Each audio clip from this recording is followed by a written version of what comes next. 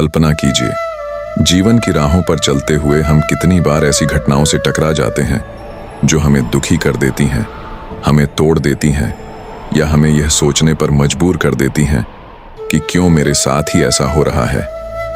परंतु अगर इसी क्षण श्री कृष्ण आपके सामने आकर मधुर मुस्कान के साथ यह कहें कि पार्थ, जीवन में जो भी होता है अच्छे के लिए होता है, तो कैसा लगेगा। महाभारत के युद्ध भूमि में जब अर्जुन अपने ही अपनों के सामने हथियार डालकर निराश बैठ गए थे, तब श्री कृष्ण ने उन्हें यही सिखाया था कि हर परिस्थिति, चाहे वह कितनी भी कठिन क्यों न लगे, किसी बड़े उद्देश्य का हिस्सा होती है। आज हमारे जीवन की समस्याएं भी वैसी ही हैं, बस हमें दृष्टि बदलनी है। जो हम खोते हैं वही हमें आगे बेहतर पाने के लिए तैयार करता है। जो रास्ता बंद होता है वही हमें नई मंजिल की ओर धकेलता है, और जो दर्द हमें मिलता है वही हमें सशक्त और अनुभवी बनाता है। श्री कृष्ण का यही संदेश है, जीवन में जो भी होता है वह अंततः हमारे कल्याण के लिए होता है। तो आओ इस गूढ़ सत्य को गहराई से समझें और अपने जीवन में उतारें, क्योंकि जब विश्वास कृष्ण के शब्दों पर होगा तो हर ठोकर हमें गिराने के लिए नहीं बल्कि उठाने के लिए मिलेगी। द्वारका नगरी में संध्या का समय था। समुद्र की लहरें धीरे धीरे महल की दीवारों से टकरा रही थीं और सूर्य अस्त होते होते पूरे आकाश को सुनहरे और लाल रंग से रंग चुका था। महल के प्रांगण में लोग एकत्रित थे। कुछ अपनी समस्याओं को लेकर आए थे और कुछ केवल भगवान श्री कृष्ण की झलक पाने के लिए। हर एक चेहरे पर अलग अलग भाव थे।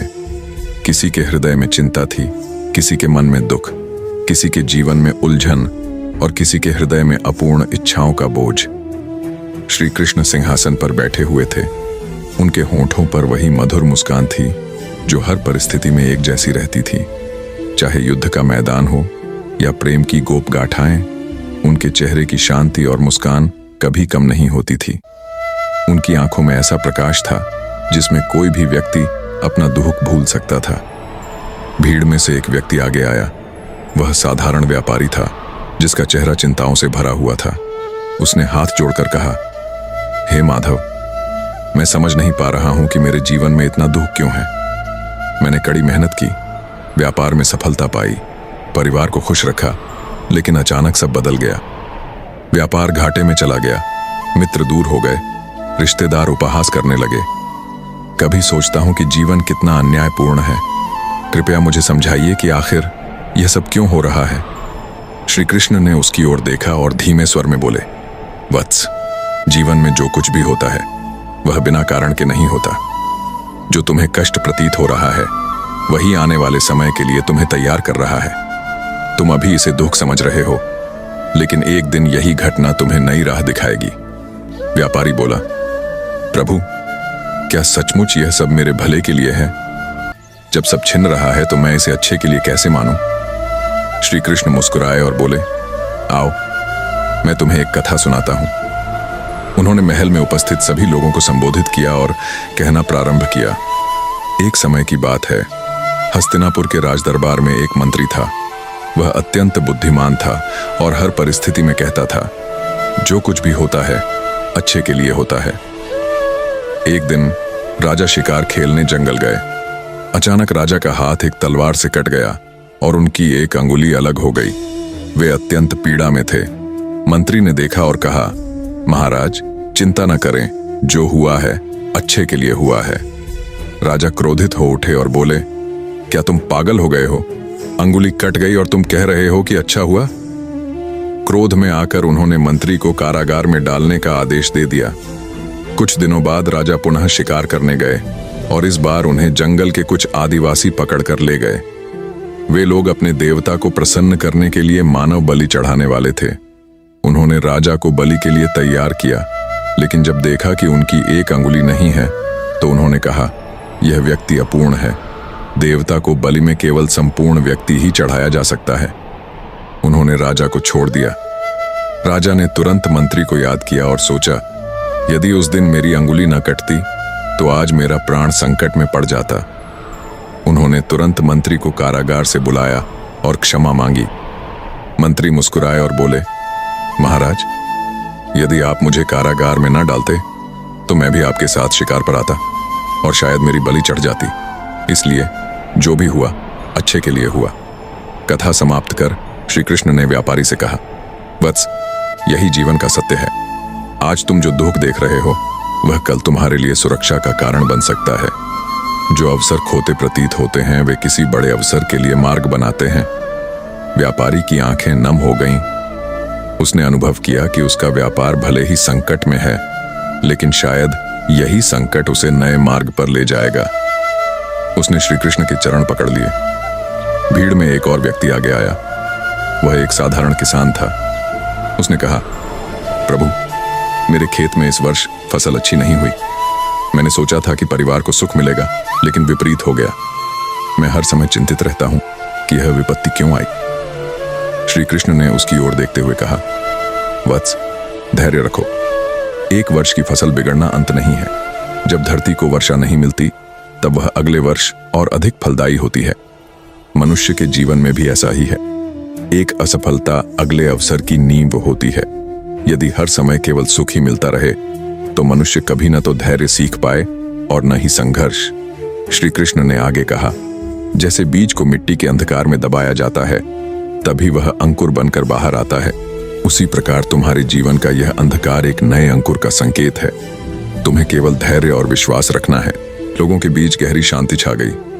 हर कोई अपने जीवन से जुड़ी घटनाओं को याद कर रहा था और समझ रहा था कि शायद वास्तव में हर दुख किसी बड़े सुख की तैयारी है।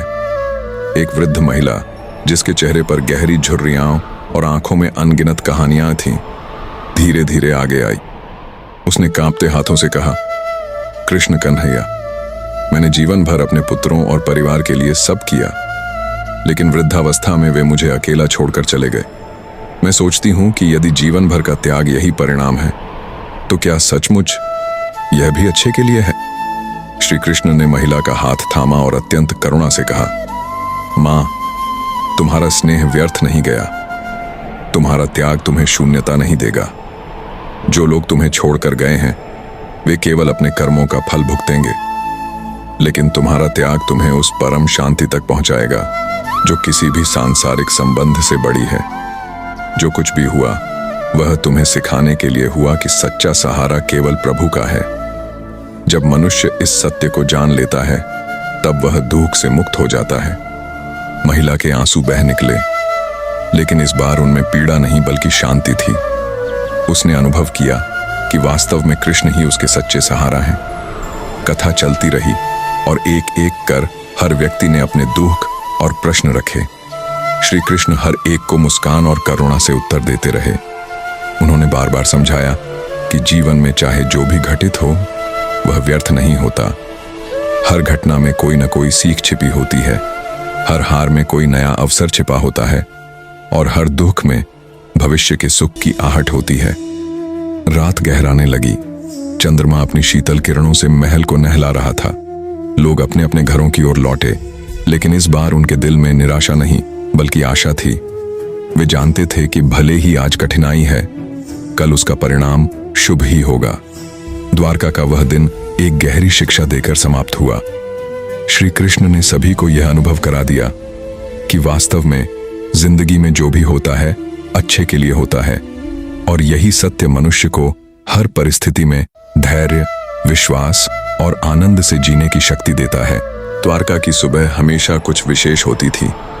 समुद्र की लहरें किनारों से टकराकर मानो कोई शंख ध्वनि करती थीं।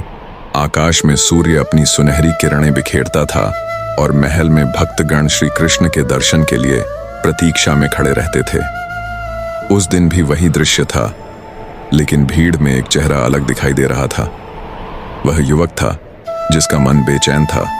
चेहरा उदासी से ढका हुआ था और आंखों में जैसे अनगिनत प्रश्न तैर रहे थे।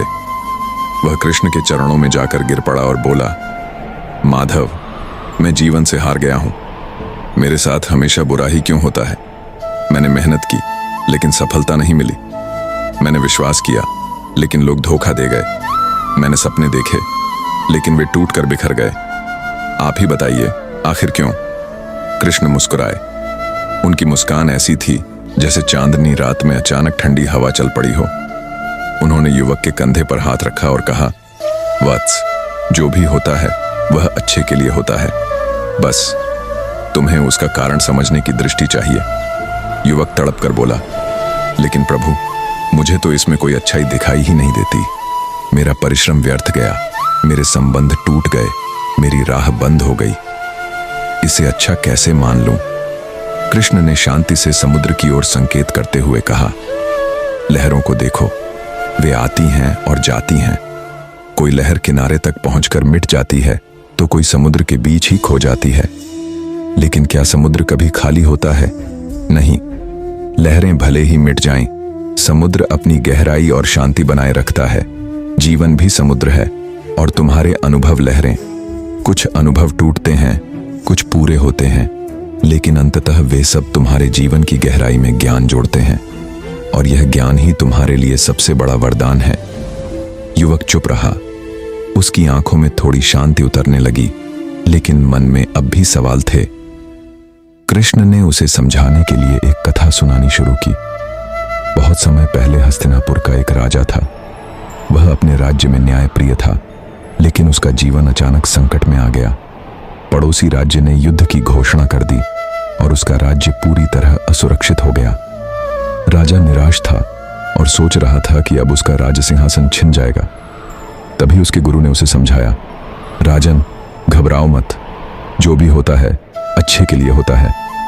राजा चिढ़ गया। उसने कहा, गुरुदेव, मेरे राज्य पर संकट है, लोग मारे जा रहे हैं, मैं सब कुछ खोने वाला हूं और आप कह रहे हैं कि यह अच्छा है। गुरु ने मुस्कुराते हुए कहा, बस प्रतीक्षा करो, समय तुम्हें इसका उत्तर देगा। कुछ महीनों बाद युद्ध हुआ। राजा हार गया और उसे अपना राजपाट छोड़ना पड़ा। वह जंगलों में भटकने लगा। राजगद्दी खोकर उसका जीवन मानो समाप्त हो गया था। लेकिन वही समय उसकी असली परीक्षा और सीख का काल था। जंगल में रहते हुए उसने सामान्य लोगों के दुख देखे, उनकी पीड़ा समझी और यह जाना कि असली राजधर्म जनता की सेवा करना है, न कि केवल गद्दी पर बैठना। कुछ समय बाद जब उसे पुनः अवसर मिला तो उसने एक और भी बड़ा और शक्तिशाली राज्य स्थापित किया, जहां न्याय, करुणा और समानता का राज था। और तब उसे एहसास हुआ कि यदि वह पहला राज्य न खोता तो शायद कभी वह सच्चा और आदर्श शासक न बन पाता।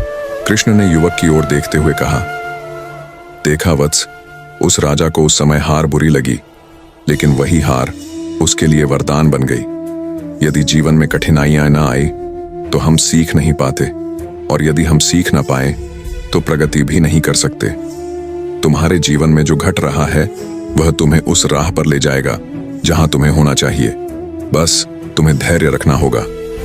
युवक ने धीरे से पूछा, प्रभु, लेकिन दर्द बहुत होता है। जब सपने टूटते हैं तब मन रो उठता है। क्या यह रोना भी आवश्यक है? कृष्ण ने गहरी दृष्टि से उसकी ओर देखा और कहा, हाँ वत्स, आंसू भी आवश्यक हैं। जैसे वर्षा के बाद धरती हरी हो उठती है, वैसे ही दुख के आंसू तुम्हारे भीतर नई ऊर्जा पैदा करते हैं। यदि तुम दुख नहीं झेलोगे तो सुख का महत्व कभी नहीं समझ पाओगे। जीवन की हर परिस्थिति तुम्हें मजबूत बनाने के लिए आती है। कृष्ण फिर मुस्कुराए और बोले, याद रखो, जब मैं कुरुक्षेत्र में अर्जुन के साथ था तब भी मैंने यही कहा था कि युद्ध केवल विनाश के लिए नहीं होता, वह धर्म की स्थापना के लिए होता है। अर्जुन को भी युद्ध व्यर्थ लगा था, लेकिन वही युद्ध आने वाली पीढ़ियों के लिए गीता का मार्ग बन गया। अगर वह युद्ध न होता तो आज भी संसार अंधकार में डूबा होता। युवक अब शांत हो गया। उसे समझ में आने लगा था कि जीवन में घटनाएं चाहे जैसी हों, उनका कोई न कोई छुपा हुआ कारण अवश्य होता है। उसने कृष्ण से कहा, प्रभु, अब मैं समझ गया हूं। मैं अपने दुखों को शाप नहीं मानूंगा, बल्कि उन्हें अवसर मानकर आगे बढ़ूंगा, क्योंकि अगर सब कुछ आपकी इच्छा से होता है तो उसमें भलाई ही छुपी होगी। कृष्ण ने उसका सिर सहलाया और कहा, वत्स, यही सच्चाई है। जीवन एक यात्रा है। इसमें कभी राहें बंद होती हैं तो कभी नई राह खुलती है। कभी हम गिरते हैं तो कभी उठते हैं, लेकिन अंततः हर घटना हमें उस दिशा में ले जाती है जहां हमारे लिए सबसे अच्छा लिखा है। इसीलिए जो भी होता है अच्छे के लिए होता है। समुद्र की लहरें अब भी उसी गति से उठ गिर रही थीं। सूर्य आकाश में और ऊंचा चढ़ चुका था। युवक ने कृष्ण के चरणों को छूकर प्रणाम किया और मन में एक नई रोशनी के साथ वहां से चला गया। उसके चेहरे पर अब उदासी नहीं बल्कि आत्मविश्वास था। उसे अब विश्वास हो गया था कि जीवन चाहे जैसा भी हो, हर पल में भलाई छुपी है। कृष्ण महल की ओर लौटते हुए धीरे से मुस्कुराए। उनके होंठों पर वही वाक्य गूंज रहा था जो युगों से सत्य है, जिंदगी में जो भी होता है अच्छे के लिए होता है।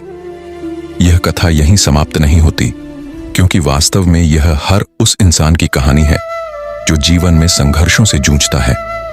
जब भी कोई व्यक्ति यह सोचे कि उसका भाग्य उसके खिलाफ है, तब उसे बस इतना याद करना चाहिए कि हर घटना एक नई दिशा खोलती है।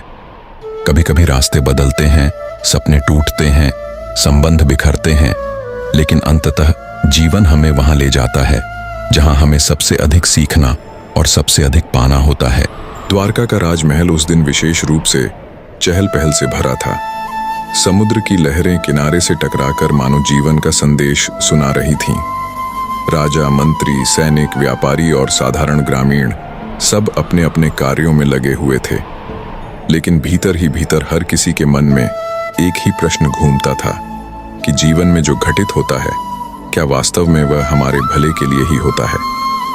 एक दिन अर्जुन श्री कृष्ण के पास आए। उनके चेहरे पर चिंता की रेखाएं थीं। उन्होंने प्रणाम किया और बोले, मधुसूदन, एक बात मेरे मन को बहुत खाई जा रही है। जब जब जीवन में कठिनाइयां आती हैं, जब मनुष्य के हाथ से प्रिय वस्तु छिन जाती है, जब अपमान, हानि और कष्ट मिलता है, तब लोग कहते हैं कि जो होता है अच्छे के लिए होता है। परंतु मेरा मन मानने को तैयार नहीं होता। क्या वास्तव में ऐसा है? श्री कृष्ण मुस्कुराए। उनकी आंखों में वही दिव्य चमक थी जो अंधकार को भी आलोकित कर दे।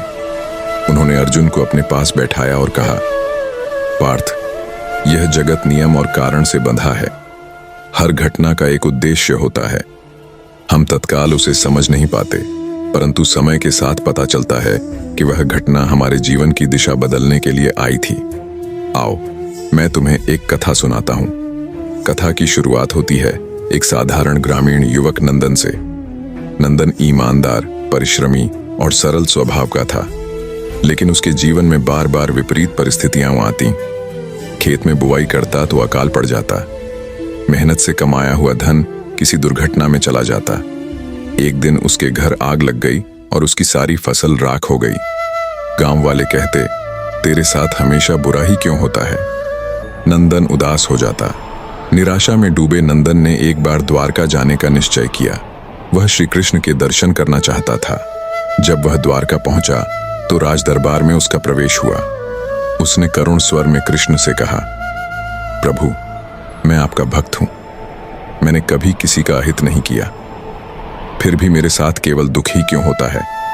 लोग कहते हैं कि जो होता है अच्छे के लिए होता है, परंतु मेरे जीवन में तो कुछ भी अच्छा दिखाई नहीं देता। श्री कृष्ण ने उसकी ओर देखा और शांत स्वर में बोले, नंदन, धैर्य रखो। मैं तुम्हें सत्य दिखाऊंगा। आज जो तुम्हें कष्ट प्रतीत हो रहा है, वही कल तुम्हारे लिए वरदान बनेगा। इसके कुछ दिनों बाद गांव में एक घटना घटी। पास के राज्य का राजा क्रूर और लालची था। उसने अपने सैनिक भेजकर आसपास के गांवों के सारे अनाज और धन लूटने का आदेश दिया। सैनिक नंदन के गांव में पहुंचे। उन्होंने प्रत्येक घर की तलाशी ली और अनाज छीन लिया, लेकिन जब वे नंदन के घर पहुंचे तो वहां कुछ भी नहीं मिला, क्योंकि उसकी फसल पहले ही आग में जल चुकी थी। सैनिक उसे छोड़कर आगे बढ़ गए। गांव लौटने पर सभी लोग सैनिकों द्वारा लूटे जाने से दुखी थे, परंतु नंदन के घर को कुछ नहीं हुआ था। अब गांव वाले आश्चर्य से बोले, नंदन, देखो, तुम्हारी फसल का जलना तुम्हारे लिए वरदान बन गया। अगर वह सुरक्षित रहती तो सैनिक उसे भी लूट ले जाते और तुम्हारे पास कुछ भी न बचता। नंदन की आंखों में आंसू आ गए। उसे धीरे धीरे समझ आने लगा कि जो घटित होता है उसमें कोई न कोई गुप्त उद्देश्य छिपा होता है। अर्जुन यह कथा सुनकर चुप हो गए, लेकिन उनके मन में अब भी कुछ प्रश्न थे। उन्होंने कहा, केशव, एक साधारण घटना को हम समझ सकते हैं, परंतु जब किसी प्रियजन की मृत्यु हो जाए या बड़ा अपमान झेलना पड़े, तब कैसे कहें कि जो हुआ वह अच्छे के लिए हुआ? श्री कृष्ण ने उत्तर दिया, पार्थ, मृत्यु और अपमान भी जीवन के शिक्षक हैं। मृत्यु हमें अनित्य का बोध कराती है और अपमान हमें अहंकार से मुक्त करता है। एक समय की बात है जब मैं स्वयं महाभारत युद्ध के बाद गांधारी माता के शाप का भागी बना। उन्होंने कहा था कि मेरा वंश नष्ट होगा। यदि उस समय तुम देखो तो प्रतीत होगा कि यह बहुत बड़ा दुख था, परंतु वही अंत द्वारका के बोझ को हल्का करने वाला सिद्ध हुआ। यदुवंश के भीतर बढ़ती हुई अशांति और अहंकार यदि आगे बढ़ता तो पूरी पृथ्वी का संतुलन बिगड़ जाता। इसीलिए जो घटित हुआ वह आवश्यक था। अर्जुन धीरे धीरे समझने लगे। कृष्ण आगे बोले, पार्थ, मनुष्य वर्तमान को देखकर निर्णय करता है, लेकिन ईश्वर संपूर्ण चित्र को देखता है। हमें केवल एक कोना दिखता है, परंतु उस कोने के बाहर भी एक विराट योजना चल रही होती है। यदि तुम उस योजना पर विश्वास कर सको तो कभी दुखी नहीं होगे। हर घटना, चाहे वह सुखद हो या दुखद, तुम्हें आगे बढ़ाने के लिए आती है। जिस तरह लोहार लोहे को बार बार आग में डालकर ठोकता है, उसी तरह कठिनाइयां मनुष्य को मजबूत बनाने आती हैं। नंदन की कहानी धीरे धीरे द्वारका और आसपास के गांवों में फैल गई। लोग अब अपने जीवन की घटनाओं को नए दृष्टिकोण से देखने लगे। किसी की फसल खराब हो जाती तो वह कहता, शायद इसमें भी कोई भलाई छिपी है।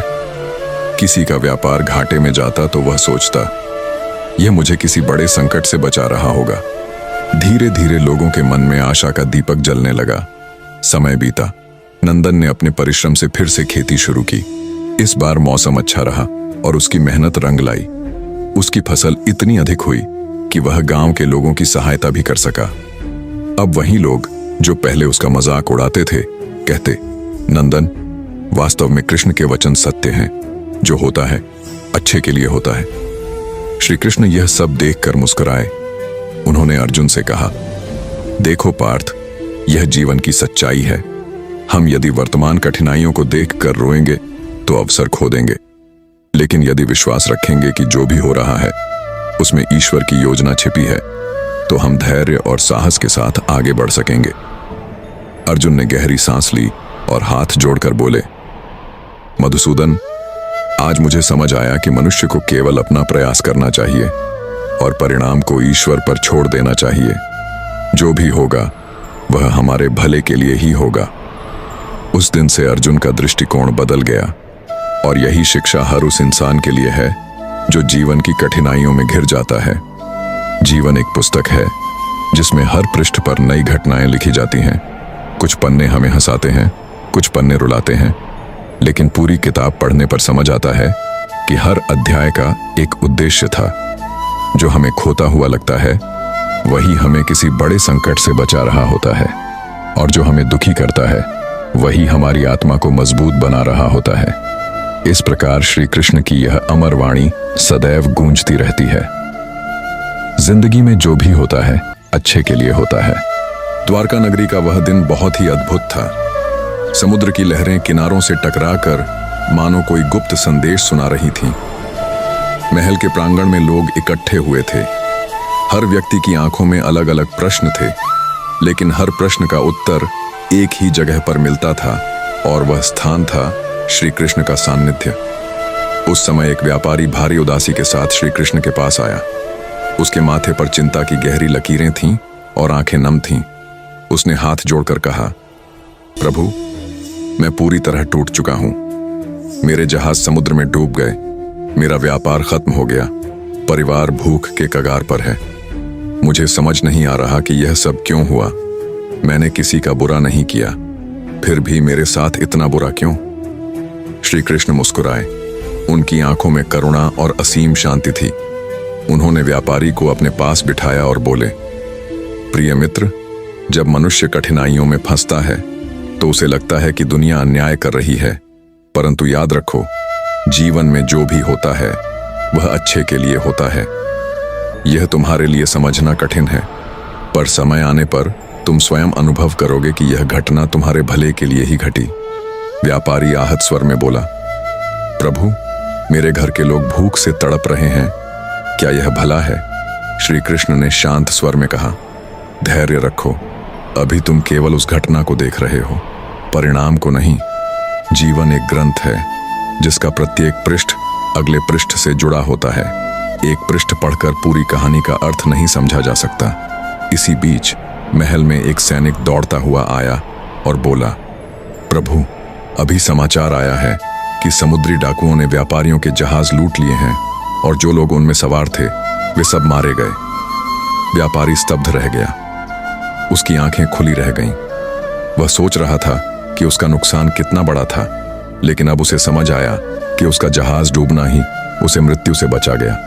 वह रोते हुए कृष्ण के चरणों में गिर पड़ा और बोला, प्रभु, आज मैं समझ गया कि जो भी होता है अच्छे के लिए होता है। अगर मेरा जहाज न डूबता तो मैं और मेरा परिवार भी आज उन मृतकों की सूची में होते।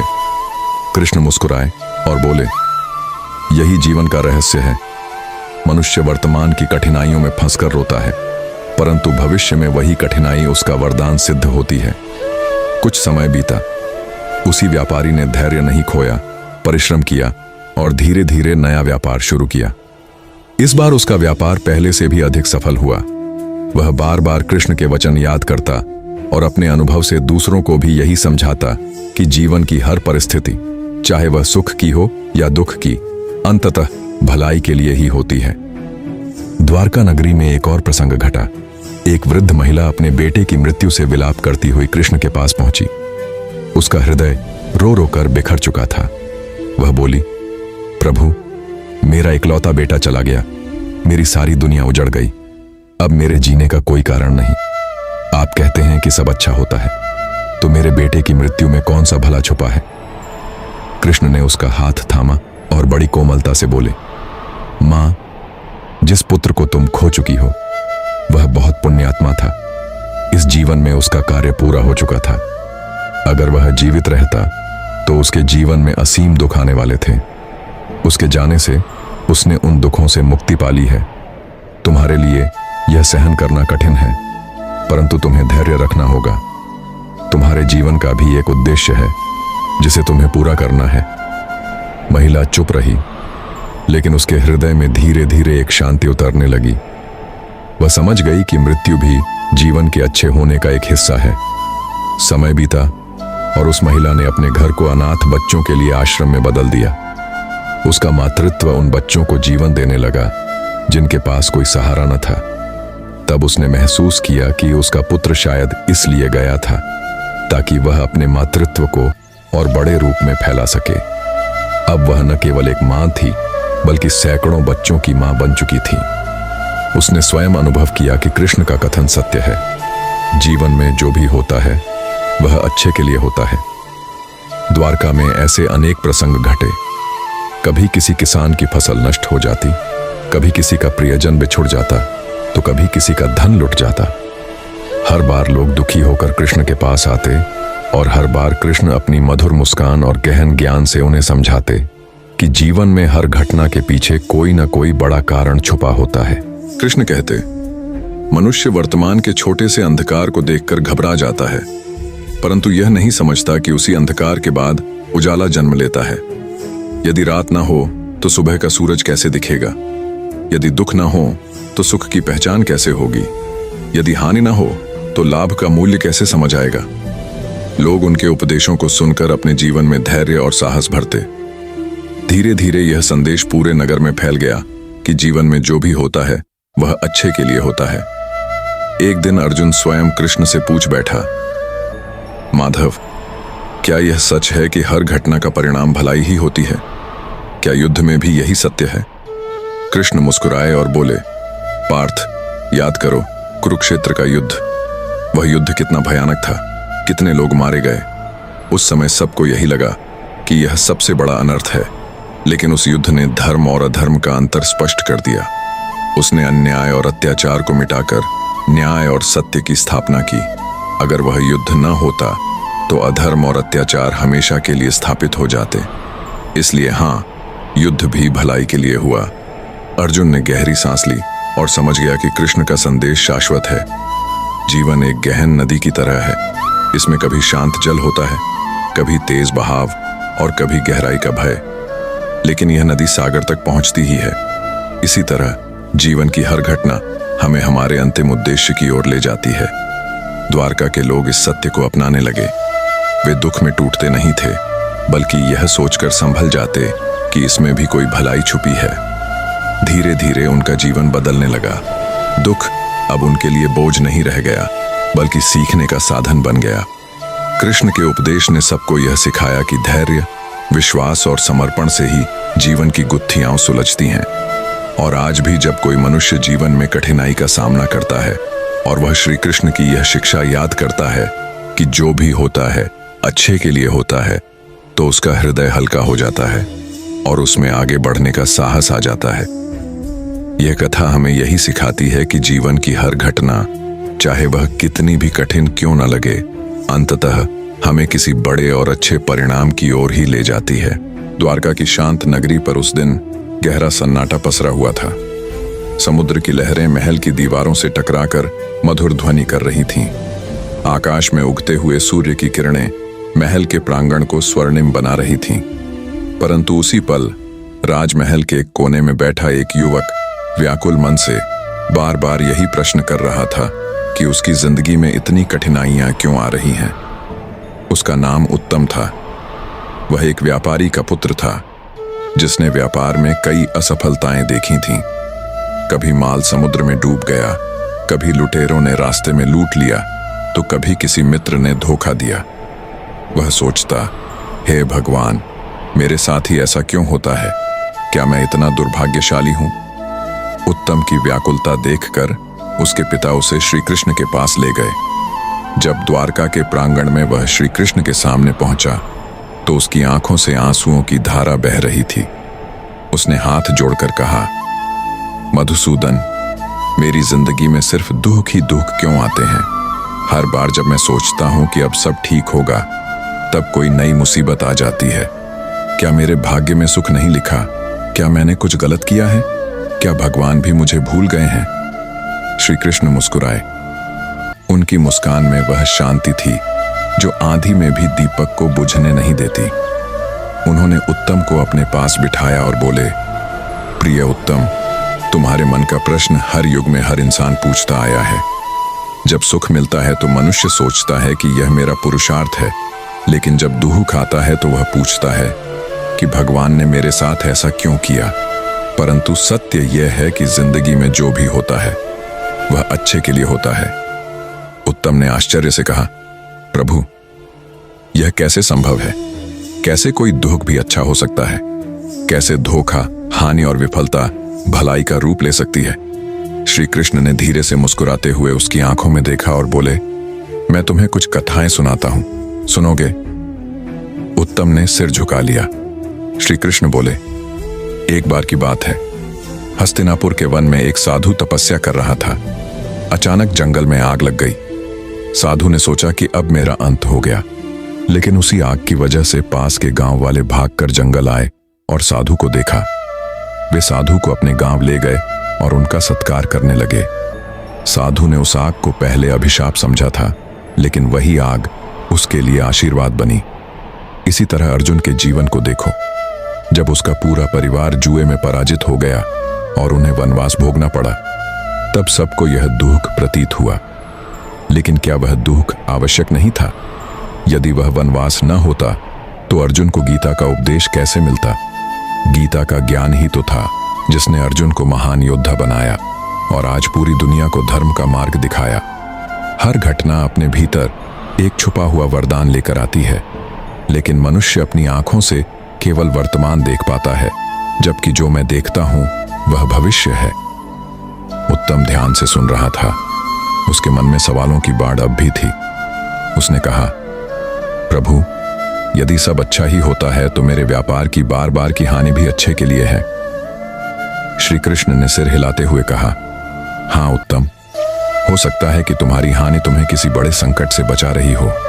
कभी कभी भगवान हमें वहां पहुंचने नहीं देते जहां जाने से हमारा विनाश हो सकता है। तुम्हारा व्यापार डूबा, यह तुम्हें रोक रहा है ताकि आगे का कोई बड़ा अनर्थ न हो। एक उदाहरण और सुनो। एक बार एक राजा शिकार पर निकला। शिकार करते समय उसके हाथ की एक अंगुली कट गई। राजा बहुत दुखी हुआ और चिकित्सक पर क्रोधित हुआ कि उसने उसका उपचार ठीक से क्यों नहीं किया। चिकित्सक ने केवल इतना कहा, महाराज, जो भी हुआ है अच्छे के लिए हुआ है। राजा ने क्रोध में आकर चिकित्सक को कारागार में डाल दिया। कुछ दिनों बाद राजा फिर शिकार पर गया और उसे जंगली जनजाति ने पकड़ लिया। वे लोग मनुष्य की बलि दिया करते थे। उन्होंने राजा को बलि चढ़ाने की तैयारी की, लेकिन जब देखा कि उसकी एक अंगुली कटी हुई है तो उन्होंने उसे अपूर्ण मानकर छोड़ दिया। तब राजा को समझ आया कि उसकी अंगुली कटना वास्तव में उसकी प्राण रक्षा का कारण बना। जब उसने चिकित्सक को मुक्त किया तो चिकित्सक ने कहा, महाराज, यदि आप मुझे कैद न कराते तो उस दिन शिकार में मैं आपके साथ होता और बलि में मेरी जान जाती। जान? श्री कृष्ण ने यह कथा सुनाते हुए उत्तम के कंधे पर हाथ रखा। बोले, देखो उत्तम, यही जीवन का रहस्य है। हम केवल आज का दर्द देखते हैं, लेकिन भगवान कल का सुख जानते हैं। तुम अपनी हार को हार मत मानो, बल्कि उसे एक सीढ़ी समझो। हर घटना तुम्हें अगले पायदान तक ले जाती है। उत्तम की आंखें चमक उठीं। उसने कहा, प्रभु, तो क्या मुझे अपने दुखों को भी आशीर्वाद मानना चाहिए? श्री कृष्ण ने हंसते हुए कहा, दुख और सुख दोनों ही जीवन के शिक्षक हैं। सुख हमें कृतज्ञ बनाता है और दुख हमें धैर्य सिखाता है। जब तुम विश्वास रखोगे कि जो भी हो रहा है वह अच्छे के लिए है, तब जीवन का बोझ हल्का हो जाएगा। इसके बाद श्री कृष्ण ने उत्तम को जीवन के और भी कई प्रसंग बताए। उन्होंने समझाया कि किस प्रकार जीवन की हर ठोकर हमें नई राह दिखाती है, हर हानि हमें लोभ से मुक्त करती है, हर असफलता हमें मजबूत बनाती है। उन्होंने कहा कि जीवन एक संगीत है जिसमें ऊंच नीच के स्वर मिलकर ही मधुरता लाते हैं। यदि केवल ऊंचे स्वर हों तो संगीत कठोर लगेगा, और यदि केवल नीचले स्वर हों तो वह बेसुरा लगेगा। परंतु जब दोनों मिलते हैं तभी जीवन का संगीत सुरीला बनता है। उत्तम का हृदय धीरे धीरे हल्का होता गया। उसे लगा मानो उसके भीतर से एक भारी बोझ उतर गया हो। उसने श्री कृष्ण के चरणों में सिर झुकाकर कहा, प्रभु, अब मैं समझ गया हूं कि मेरी परेशानियां वास्तव में मेरे जीवन की रक्षा कर रही हैं। अब मैं कभी शिकायत नहीं करूंगा। अब मैं यह मानूंगा कि जो भी हो रहा है वह अच्छे के लिए हो रहा है। श्री कृष्ण ने उसे आशीर्वाद दिया और कहा, याद रखना उत्तम, विश्वास रखने वाले को कभी हार नहीं मिलती। हर अंधकार के पीछे प्रकाश छुपा होता है। हर तूफान के बाद इंद्रधनुष निकलता है। हर कठिनाई के बाद सफलता आती है। जब तक मनुष्य यह नहीं मान लेता कि सब अच्छा है, तब तक उसे चैन नहीं मिलता। लेकिन जब वह मान लेता है, तब हर परिस्थिति उसका मित्र बन जाती है। उस दिन के बाद उत्तम का जीवन बदल गया। उसने अपने व्यापार को फिर से संभाला, पर इस बार धैर्य और विश्वास के साथ। हानि हो या लाभ, वह मुस्कुराकर कहता, जो भी हो रहा है अच्छे के लिए हो रहा है। धीरे धीरे उसका व्यापार फिर से चल पड़ा। उसके मित्र भी हैरान थे कि इतना दुख झेलने के बाद भी उसमें इतनी शांति और संतोष कैसे है। उत्तम कहता, यह श्री कृष्ण का दिया हुआ ज्ञान है। जब जीवन की हर घटना को आशीर्वाद मान लो, तब कोई दुखी नहीं कर सकता। समय बीता, उत्तम वृद्ध हुआ, लेकिन उसके होंठों पर वही विश्वास कायम रहा। वह हर युवा को यही सिखाता, कभी मत सोचो कि तुम्हारे साथ बुरा हुआ है। जो भी होता है वह अच्छे के लिए होता है। भगवान पर भरोसा रखो और आगे बढ़ो। और सच ही है, यह जीवन का अमिट सत्य है। श्री कृष्ण का यह वचन आज भी हर युग में हर इंसान को राह दिखाता है। जब इंसान इसे हृदय से स्वीकार कर लेता है, तब उसका जीवन सरल हो जाता है। दुख में भी मुस्कान, हानि में भी सीख और हार में भी आशा दिखाई देती है।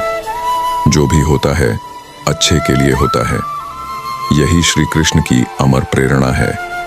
यही जीवन का सबसे बड़ा रहस्य है।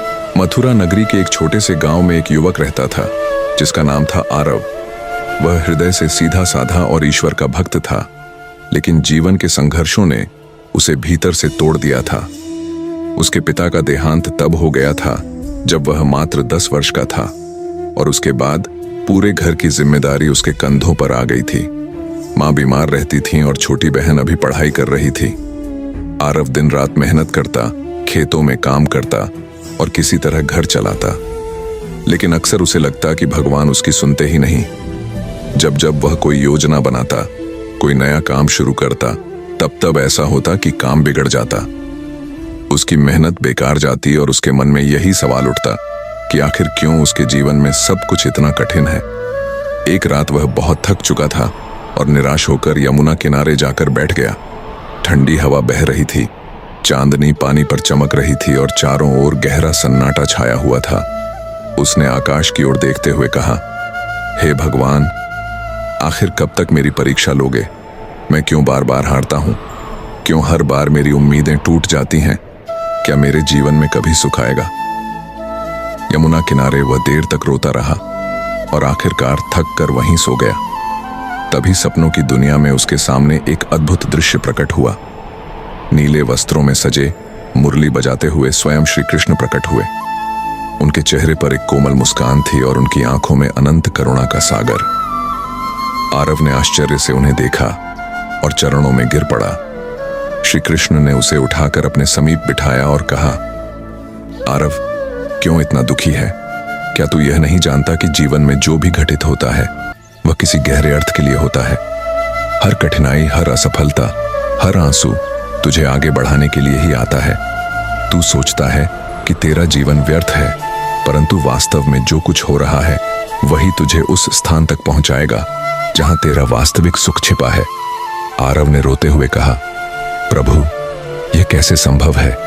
जब खेत में मेहनत करता हूं और फसल सूख जाती है तो उसमें अच्छा क्या है? जब व्यापार में घाटा हो जाता है तो उसमें अच्छा कहां है? जब लोग मजाक उड़ाते हैं तो उसमें भलाई कहां है? श्री कृष्ण ने मंद मुस्कान के साथ कहा, मैं तुझे कुछ कथाएं सुनाता हूं। इन कथाओं में ही तेरा उत्तर छिपा है। उन्होंने पहला दृश्य दिखाया। एक आदमी अपने खेत में बैल को खो देता है। वह दिन भर खोजता है और बैल नहीं मिलता। दुखी होकर सोचता है कि अब खेती कैसे होगी, परंतु कुछ दिनों बाद पता चलता है कि वही बैल जंगल में जाकर एक झुंड के साथ मिल गया और पूरे झुंड को लेकर किसान के पास लौट आया। अब उसके पास पहले से अधिक बैल हो गए और खेती दुगनी हो गई। जो घटना उस समय बुरी लग रही थी वही आगे चलकर वरदान बन गई। फिर कृष्ण ने दूसरा दृश्य दिखाया। एक बच्चा अपनी पढ़ाई में बार बार असफल हो रहा था। परिवार और समाज उसे निकम्मा कहता, परंतु वही बच्चा संगीत में रुचि रखता था। एक दिन उसने हार मानने के बजाय अपने मन की आवाज सुनी और संगीत का अभ्यास शुरू किया। कुछ वर्षों बाद वही बच्चा महान गायक बन गया और दुनिया उसकी कला को सराहने लगी। असफलता ने उसे उसके असली मार्ग पर चलाया। कृष्ण बोले, आरव, यह संसार माया का खेल है। तुझे केवल सामने का दुख दिखता है, परंतु मैं जानता हूं कि इस दुख के पीछे सुख का बीज छिपा है। जब तू हारता है तो समझ ले कि भगवान तुझे और बड़ी जीत के लिए तैयार कर रहे हैं।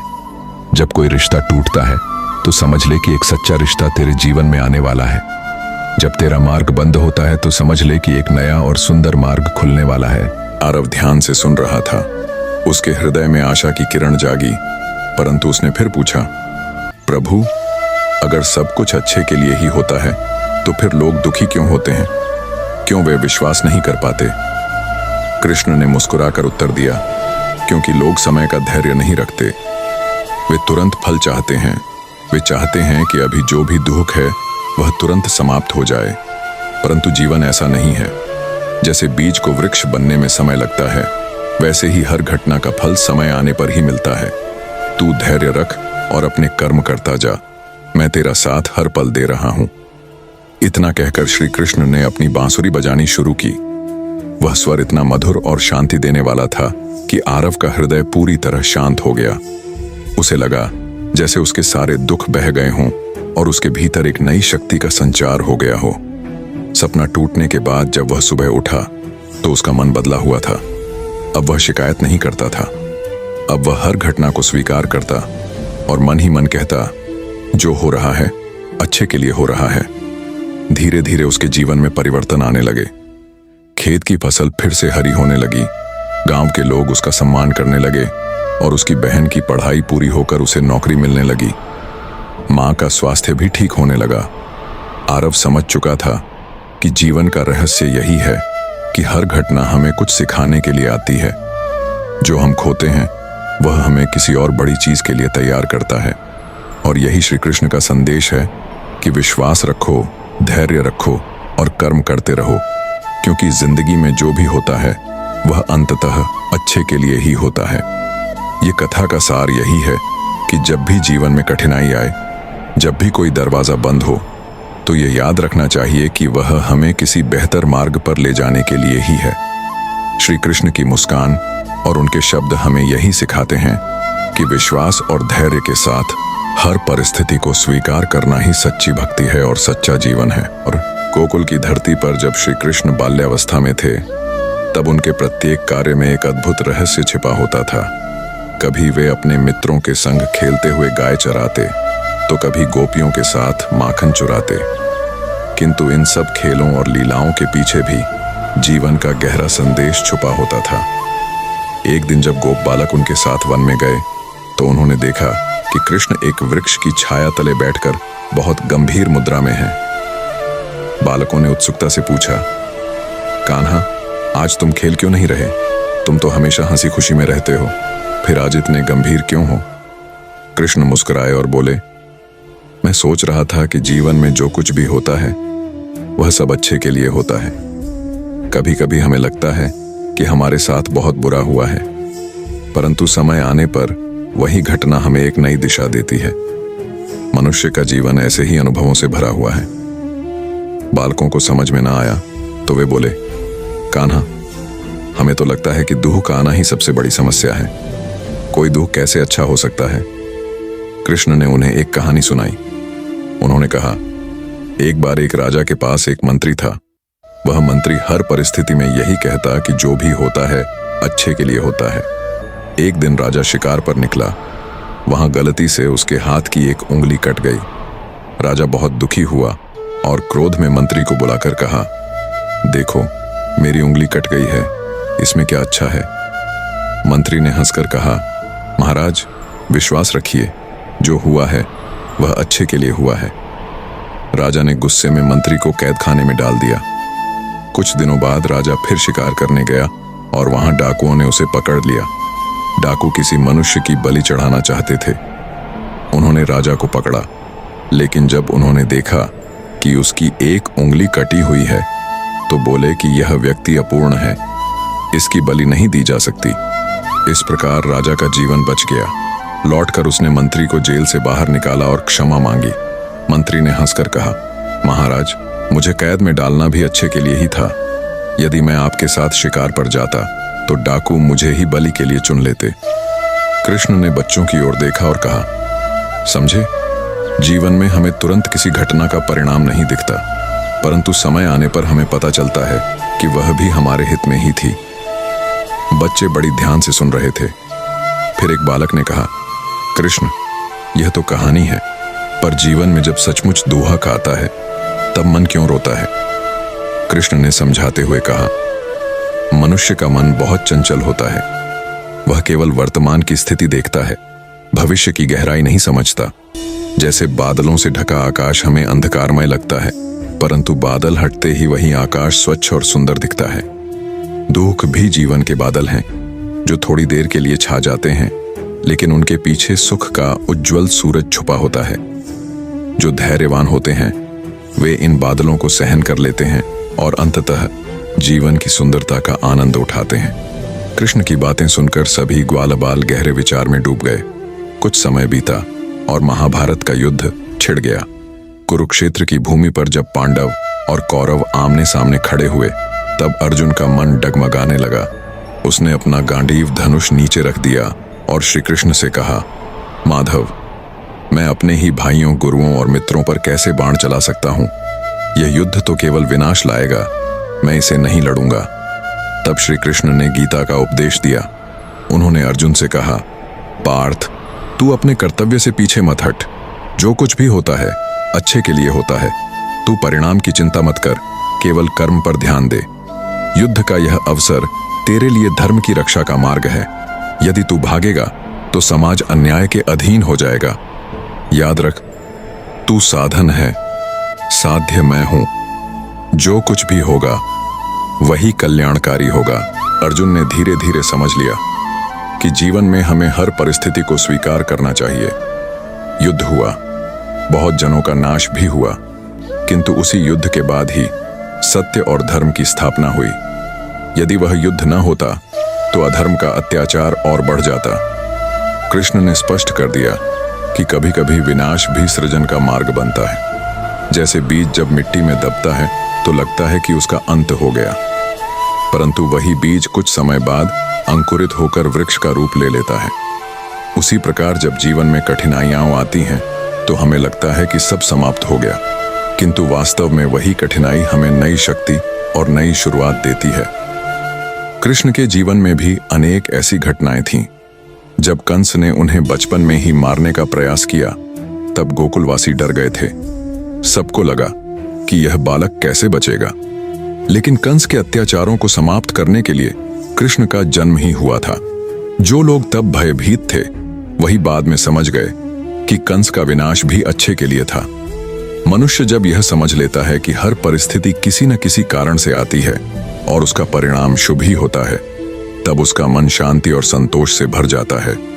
कृष्ण ने अर्जुन से कहा था, हे पार्थ, न तो तू मृत्यु से डर, न जीवन से मोह कर। जीवन का हर पल एक शिक्षा है। दुख और सुख दोनों ही ईश्वर के दिए हुए उपहार हैं। दुख हमें धैर्य सिखाता है और सुख हमें कृतज्ञता। समय के साथ यह शिक्षा केवल अर्जुन तक सीमित नहीं रही। युगों युगों तक गीता के यह शब्द मनुष्यों को जीवन का मार्ग दिखाते रहे। जब भी कोई मनुष्य कठिनाइयों में घिरा और उसने यह सोचा कि उसका जीवन बर्बाद हो गया है, तभी गीता का यह संदेश उसे आशा देता रहा कि जो कुछ भी हो रहा है वह अच्छे के लिए ही है। गोकुल के वे बालक जिन्होंने बचपन में कृष्ण से यह कथा सुनी थी, बड़े होकर जब अपने जीवन में संकटों से गुजरे तो उन्हें वही शिक्षा याद आई। किसी का व्यापार डूबा, किसी की फसल नष्ट हो गई, किसी को परिवार से बिछड़ना पड़ा, परंतु जब समय बीता तो सबने पाया कि वही घटनाएं उनके लिए नए रास्ते खोलकर आई थीं। कृष्ण का संदेश यही है कि जीवन में कभी भी निराश मत हो। चाहे कैसा भी धोखा आए, चाहे कैसी भी समस्या हो, यह विश्वास रखो कि उसके पीछे कोई न कोई भलाई छुपी है। जो धैर्यवान होता है वही उस भलाई को देख पाता है। और इस प्रकार श्री कृष्ण की वाणी आज भी हमें यही सिखाती है कि जिंदगी में जो भी होता है वह अच्छे के लिए होता है। हमें केवल धैर्य, विश्वास और समर्पण की आवश्यकता है। जब हम अपने जीवन को ईश्वर के हाथों में सौंप देते हैं, तब हर घटना हमें हमारे सर्वोत्तम मार्ग की ओर ले जाती है। वृंदावन की पावन भूमि पर जब भी सूरज ढलता और गोधूली की बेला में गायों की घंटियों की मधुर ध्वनि गूंजती, तब ग्वाल बाल श्री कृष्ण के इर्द गिर्द आकर बैठ जाया करते थे। कभी मुरली की मधुर तान सबको अपने मोह में बांध लेती और कभी उनके होठों से निकलने वाले उपदेश जीवन की गहरी गुत्थियां सुलझा देते। उस दिन भी सब ग्वाल बाल उनके पास आकर बैठे थे। उनके चेहरों पर जिज्ञासा थी, क्योंकि उन्होंने देखा था कि कृष्ण हर परिस्थिति में प्रसन्न रहते हैं, चाहे वह कितनी ही कठिन क्यों ना हो। सुदामा, जो बचपन से ही कृष्ण के सबसे निकट थे, ने विनम्रता से प्रश्न किया, कृष्ण, एक बात मेरे हृदय में लंबे समय से चल रही है। जीवन में जब कठिनाई आती है, जब दुख हमें घेर लेता है, जब हम वह खो देते हैं जिसे हम सबसे अधिक प्रिय मानते हैं, तब हृदय यही कहता है कि यह सब क्यों हुआ, इसमें क्या अच्छा है, क्या वास्तव में हर घटना हमारे भले के लिए होती है। कृष्ण ने मुरली को अपने होठों से हटाकर मुस्कुराते हुए कहा, प्रिय सखा, यह संसार रहस्यों से भरा हुआ है। मनुष्य केवल एक क्षण देखता है, पर ईश्वर संपूर्ण काल देखता है। मनुष्य को लगता है कि जो अभी हुआ वह बुरा है, परंतु आगे जाकर वही घटना उसके लिए वरदान सिद्ध होती है। आज मैं तुम्हें एक कथा सुनाता हूं, जिससे यह सत्य तुम्हारे हृदय में उतर जाएगा। कृष्ण ने सबको ध्यानमग्न होने का संकेत दिया और बोले, एक समय की बात है, हस्तिनापुर के पास एक छोटा सा राज्य था। वहां का राजा धर्मप्रिय और प्रजावत्सल था। उसका एक ही मंत्र था, जो भी होता है अच्छे के लिए होता है। राजा इस वाक्य को हर परिस्थिति में दोहराता था। उसका मंत्री, जो बहुत बुद्धिमान था, हर घटना को इसी दृष्टिकोण से देखता था और राजा के साथ खड़ा रहता था। एक दिन शिकार के समय राजा का हाथ किसी तेज तीर से घायल हो गया और उसकी एक उंगली कट गई। दरबारियों ने कहा, राजन, कितना अनहोनी हो गया।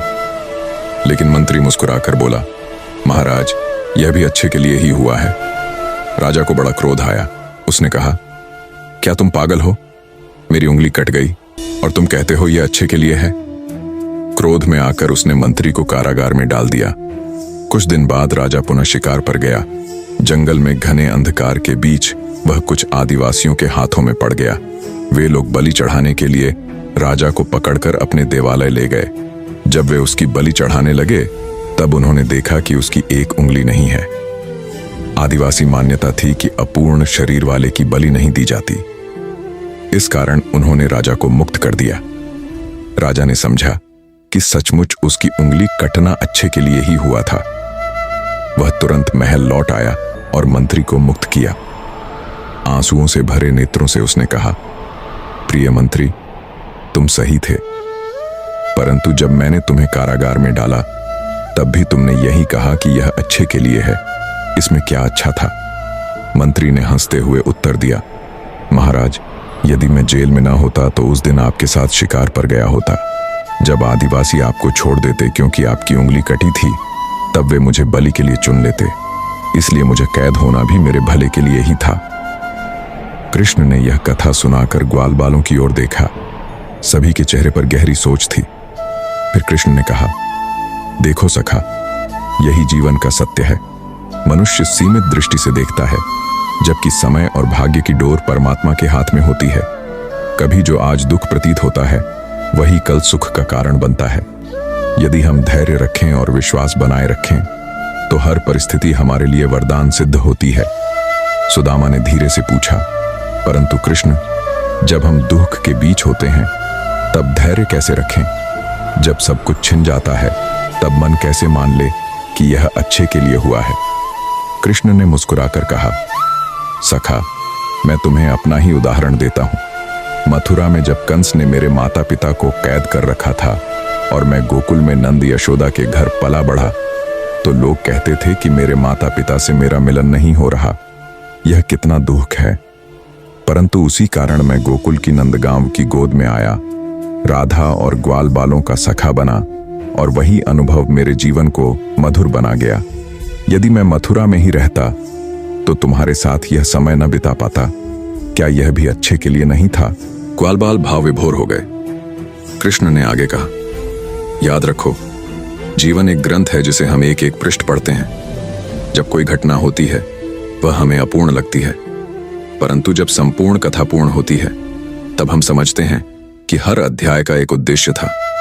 इसलिए हर घटना को धैर्यपूर्वक स्वीकार करो। यह सोचो कि यह भी अच्छे के लिए ही हुआ है। यही सोच तुम्हें दुख से पार कराएगी और जीवन को सुखमय बनाएगी। रात का अंधकार गहराने लगा। चांदनी गोकुल की गलियों को नहला रही थी।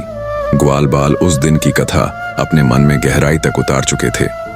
वे समझ गए थे कि जीवन के हर उतार चढ़ाव में एक छिपा हुआ वरदान होता है। और तब उन्होंने महसूस किया कि श्री कृष्ण का वचन केवल शब्द नहीं है, बल्कि जीवन का सत्य है।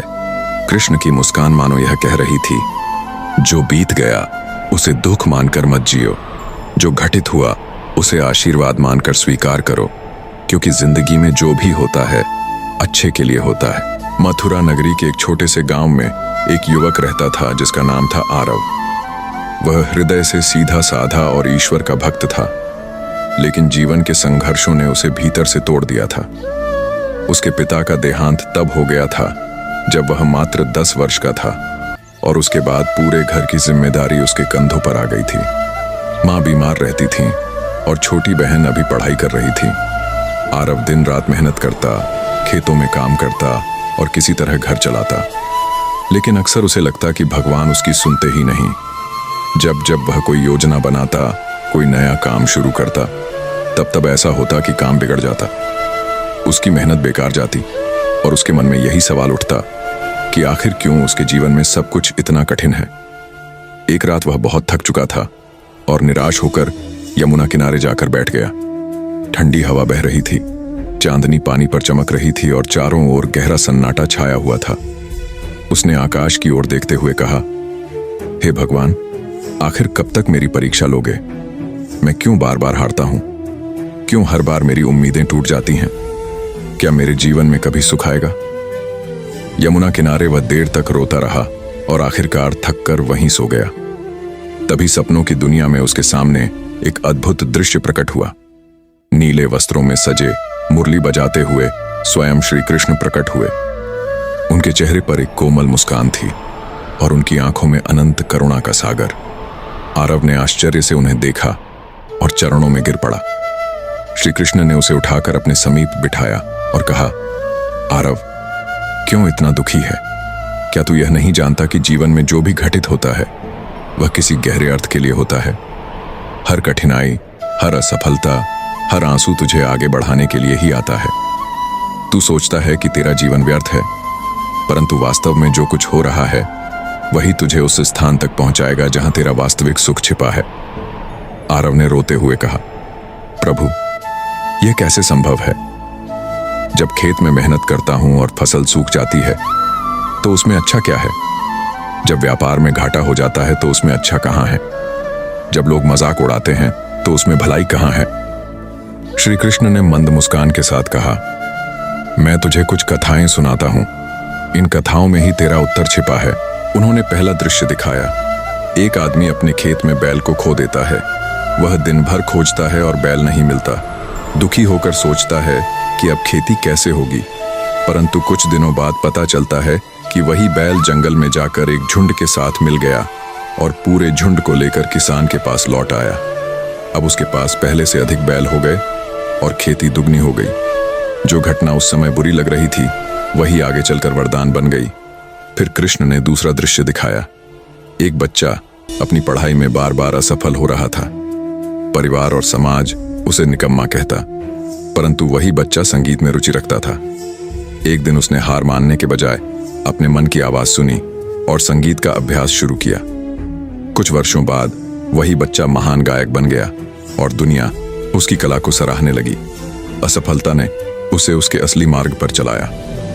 कृष्ण बोले, आरव, यह संसार माया का खेल है। तुझे केवल सामने का दुख दिखता है, परंतु मैं जानता हूं कि इस दुख के पीछे सुख का बीज छिपा है। जब तू हारता है तो समझ ले कि भगवान तुझे और बड़ी जीत के लिए तैयार कर रहे हैं। जब कोई रिश्ता टूटता है तो समझ ले कि एक सच्चा रिश्ता तेरे जीवन में आने वाला है। जब तेरा मार्ग बंद होता है तो समझ ले कि एक नया और सुंदर मार्ग खुलने वाला है। आरव ध्यान से सुन रहा था। उसके हृदय में आशा की किरण जागी, परंतु उसने फिर पूछा, प्रभु, अगर सब कुछ अच्छे के लिए ही होता है तो फिर लोग दुखी क्यों होते हैं? क्यों वे विश्वास नहीं कर पाते? कृष्ण ने मुस्कुराकर उत्तर दिया, क्योंकि लोग समय का धैर्य नहीं रखते। वे तुरंत फल चाहते हैं।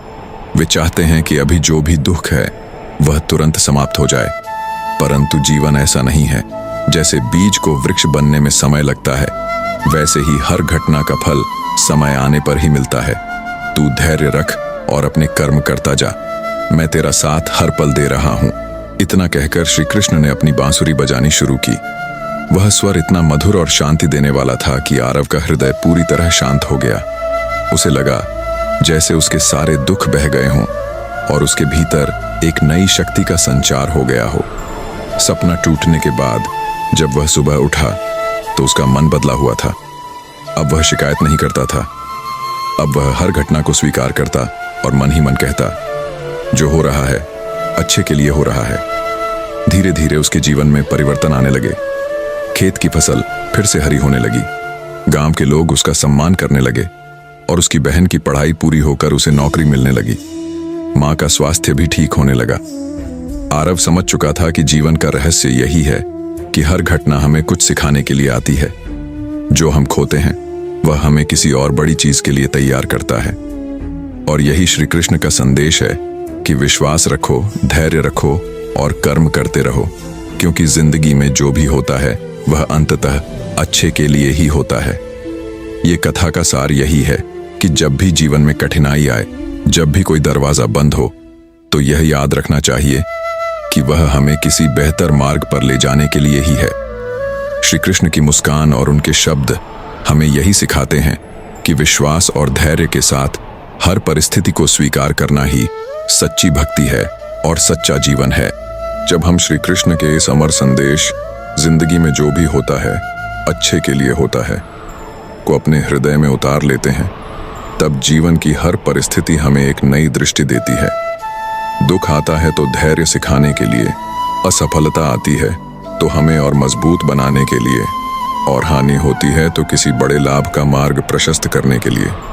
सोचिए, अगर अर्जुन उस दिन युद्ध भूमि में हार मान लेते तो धर्म की विजय कभी नहीं होती। अगर श्री कृष्ण गीता का उपदेश न देते तो आज संसार को जीवन जीने का यह अद्भुत मार्गदर्शन न मिलता। उसी तरह हमारे जीवन में भी जो घटता है वह किसी अदृश्य योजना का हिस्सा है जिसे हम आज नहीं समझ पाते, लेकिन समय के साथ उसकी गहराई को जान जाते हैं। इसलिए जब भी जीवन में कोई कठिनाई आए तो रुककर स्वयं से यही पूछना, क्या यह भी किसी अच्छे की शुरुआत हो सकती है? और जब आपके मन में यह प्रश्न उठेगा, वहीं से श्री कृष्ण की मुस्कान आपके भीतर आशा का दीपक जला देगी। आखिरकार सच्चाई यही है कि भगवान हर क्षण हमारे साथ हैं और उनकी लीला में कोई भी घटना व्यर्थ नहीं होती। हमें बस इतना करना है, विश्वास बनाए रखना, धैर्य रखना और प्रेम से कर्म करते रहना, क्योंकि जो कुछ भी हमारे साथ घट रहा है वह हमारे कल्याण और उज्जवल भविष्य के लिए ही है।